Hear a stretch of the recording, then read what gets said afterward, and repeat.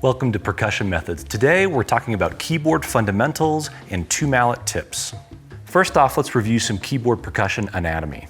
The part we play on are called the bars. Most of the time we're going to play in the center of the bar, but we also have the node, N-O-D-E, which is where the bar chord comes through, and the edge of the bar, both the far edge and the near edge. Most of the time, if we need to use it, we're going to play on the near edge. These big tubes that go underneath the bars are called the resonators, and they add a lot of body and volume to the sound. We have these horizontal rails that suspend the bars, and on the ends we have the end boards. As usual, we're going to put our mallets on a music stand with a black towel on it. That way we can pick them up and put them down without making any extraneous noise. If you have a height adjustable instrument, set it at about belt height. If you don't have a height adjustable instrument and the bars are a bit too low for you, you might be able to put blocks underneath the wheels or adjust your stance to lower your wrists. Having the instrument at about belt height promotes a nice perpendicular angle of attack consistently. That way you have maximum transfer of energy into the bars. If your instrument is too low, you get a very steep angle of attack and your tone won't be as full. If the instrument is too high, you might need to raise up your shoulders, elbows, or wrists in order to access the bars. When you're playing 2-mallet passages, it's very similar to playing snare drum. We're going to use German grip, holding the stick about a third of the way from the end with a hinging wrist and relaxed curved fingers. The thumb and crease and the index finger are going to be across from each other, and I like to leave a little bit of space between the fingers. You might notice that my mallets have a little bit of this black athletic tape on them. That's simply because, like a lot of other performers, I get sweaty hands. One of my big philosophies with percussion education is that it's a visual and sonic art form. So we want to sound really good and always complement that visually. That's why I like to do stick lifting. I start and end with the mallet up as I'm playing because I want to promote this legato la la la looking sound and not a dit dit dit looking sound. Marimba is a beautiful instrument with this nice resonance and sustain, so I want to complement that visually. Mallet selection is so important to our tone on keyboard instruments. The hardness or softness of the mallet defines the articulation, but not so much the volume. You can still play quite loud even with a soft mallet. Generally, we're going to use harder mallets when we're playing higher in the range, and softer mallets when we're playing lower in the range. Or if we need more definition or articulation, we use harder mallets. If we want something more legato or blended, we'll use softer mallets. Here's a mallet comparison using the same passage in the mid-upper range of the instrument. These are some medium soft mallets.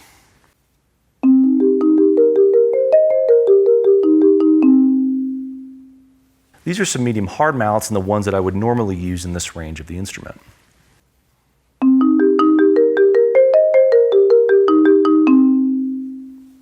These are some hard mallets and the tone is going to become more brilliant and articulate.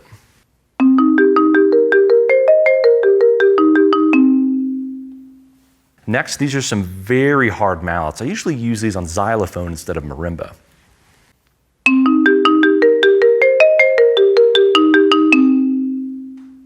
You can also use unwrapped rubber mallets like these. These are nice because they give you a really nice full tone and you hear a little bit of the contact noise of the rubber against the bar. Sometimes that contact noise is called chiff. It adds some articulation without making the sound really glassy or too brilliant. These are some medium hardness unwrapped rubber mallets.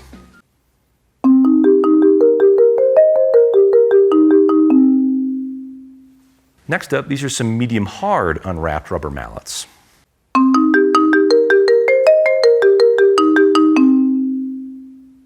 Make a determination on the mallets you're going to use for any passage based on its range and how intricate the rhythms are. Again, for faster rhythms that need more articulation, we're generally going to use harder mallets. If we're higher in the range, we're also going to use harder mallets. For the mid-range of the marimba, unless we're playing very fast, medium mallets tend to work well. Then you can add a hardness level as the octaves get higher or add softness as the octaves get lower.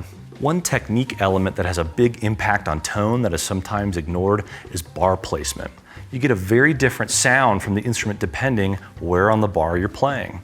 In general, we want to play in the center of the bar. This is going to give us the fullest sound. I sometimes tell my students if the bar were to disappear, the head of your mallet would go down into the resonator underneath it. As you get closer to the node, the tone gets more and more nasal and thin. Here's a demonstration. Center is nice and full on the node. It's really dead, thin, and nasal. You're essentially filtering the tone. If you have a fast passage or a certain wrist angle that uses accidentals, you can come to this close edge of the bar here. Aim for the very, very edge, that way you get a tone most similar to playing in the center. That's on the edge. There's the center, and back on the node. If you're trying to play lyrically and some mallets are placed in the center and some are placed near the node or some are placed near the edge, you might get a really inconsistent sound in that particular passage. Getting to the center of the accidentals, especially in the low range, might mean pushing your elbow forward to move your wrist platform up. I sometimes call this fencing with the instrument. When we play snare drum, we have mainly two dimensions of motion. We have a vertical dimension to play the rhythm, and then we do have some sagittal travel toward the rim of the drum when we're playing softer dynamics. With keyboard instruments, we have three dimensions of movement. We have the vertical for the rhythm, we have the sagittal, or the front to back, to get to the centers of the bars and reach out for accidentals, and we also have this big horizontal dimension for our pitch content. This added horizontal dimension makes finding a good sticking really, really important on keyboard instruments. That way, you can flow through fast passages without your hands getting twisted up. Take this example on screen. You'll notice in the pickup and in the first full bar, we're mostly alternating. This ascending scalar pattern actually works really, really nicely for that.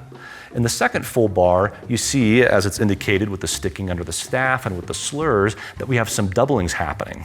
Doublings can make passages much more easy to play because your hands won't be overlapping and you're leading either lower or higher in a particular lick. When you're looking at your music, you're probably going to have several options for where you can put a doubling. In general, I like to put doublings in these locations.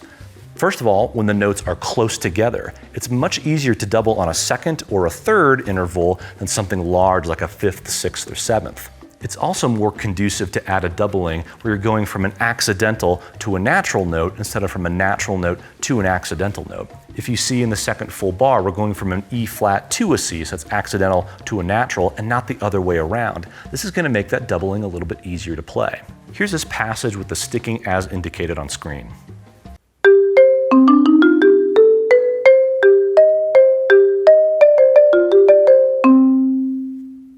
You might notice that the doublings added into this means that my sticks aren't crossing over and they're not crowded over the bars. If I try and play this entire thing alternated, you can see that things get a little bit more complex.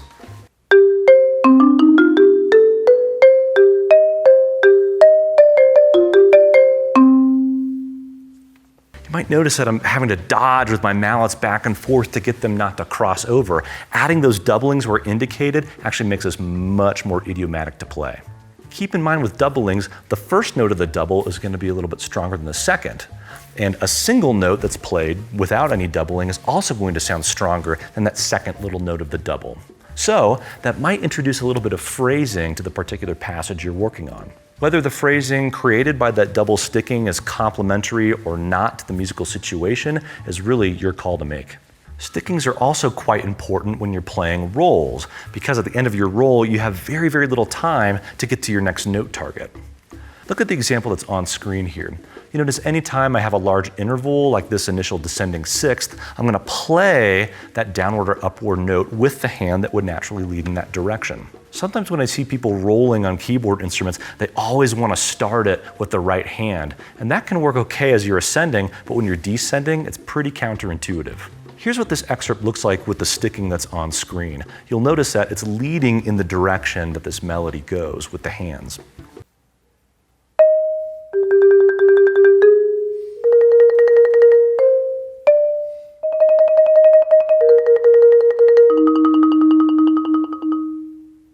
If I try and start all of those rolls with the right hand, it gets a little bit congested.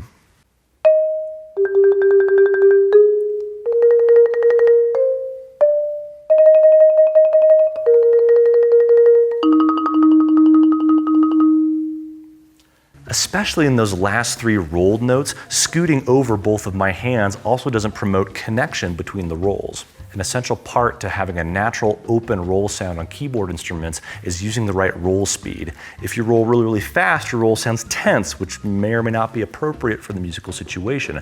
If you roll too slowly, it's gonna sound like some kind of definite rhythm. You're gonna hear the individual notes and it won't give you that illusion of sustain. Here's this excerpt with too fast of a roll speed. You'll notice it sounds very tense.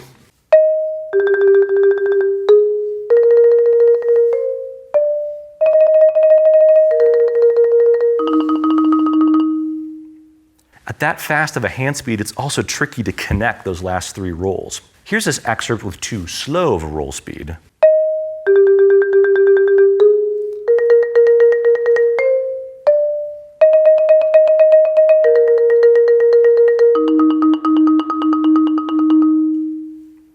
One of the most tricky things about dialing in a great roll speed is to avoid rolling on a specific rhythm. At moderate to fast tempi, it's actually very easy to slip into sextuplets, 16th notes, or 32nd notes. But if you have this regular rhythm, the audience is going to be able to hear that, and it's not going to sound like that illusion of sustain. Here's this example using sextuplets as the roll bass, and you'll notice it doesn't sound quite as smooth.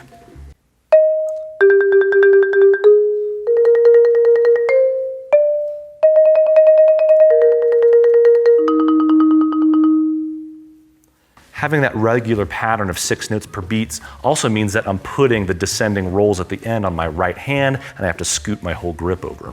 So how do you hit the right roll speed? Well, if you listen very carefully, the bar will glow. It won't actually light up, of course, but it'll sound like it's glowing. The bar starts to sustain on its own at that particular speed. For this A flat, a good roll speed is about 32nd notes around 96 BPM. Now I know, I just said not to roll on a distinguishable rhythm. This just gives you a good baseline to work with. So that's my roll speed no matter what the tempo is.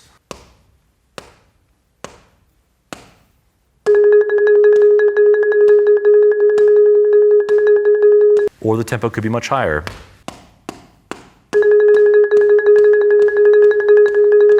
All I'm doing is setting my hands at that speed and detaching it completely from the tempo. It's a little tricky to do, but you can practice it. For instance, set that A flat roll to 32nd notes at 96 BPM. So your metronome is on 96, you're playing 32nd notes. Then change your metronome to some different random tempo and see if you can keep that speed the same. Another element that can really assist your lyrical role playing is making sure that they connect to one another. In this excerpt, we wanted to have this la, la, la legato kind of sound without breaks between the notes. Da, and not da, da, hear those breaks in there? Not what we're going for. This means that as we're jumping down from that first E flat to the G below it, if we freeze frame, our hands are going to be separated for a split second. My left hand needs to dart down really, really quickly so there's not a break in the sound. Keep in mind this is a fast horizontal motion, but we're not adding any velocity or any height to the mallet.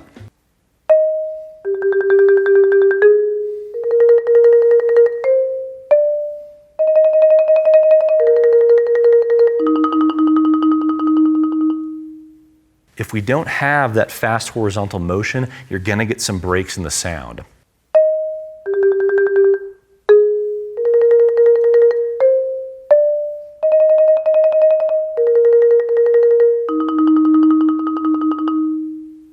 That's just not as good. You're probably hearing that the rolls are not connecting and abutting to one another. One more tip for having nice lyrical rolls is to avoid spiking the beginning or ends of them. That is, don't add an accent to the beginning or the end of your roll unless one is specifically written into the music.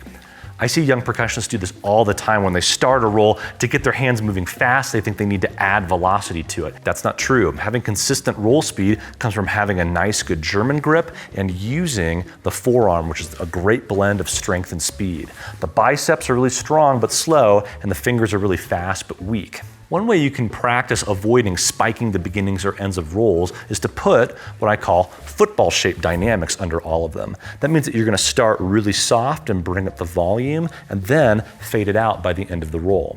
Keep in mind that this football dynamics exercise should not have any influence on roll speed. Here's what that exercise would look like in context.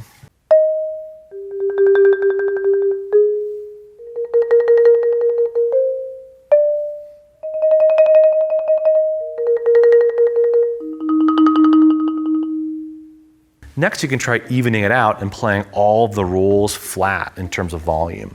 Whenever you're moving your instrument, make sure you do so with the cover on. That way, if you're going through a doorway, you're not going to scuff up the end boards, rails, or the bars themselves. Whenever you're moving a keyboard instrument, lift up on the end board if you're going over any bumps, especially things like door thresholds. If the wheels get knocked enough, it can actually damage the frame.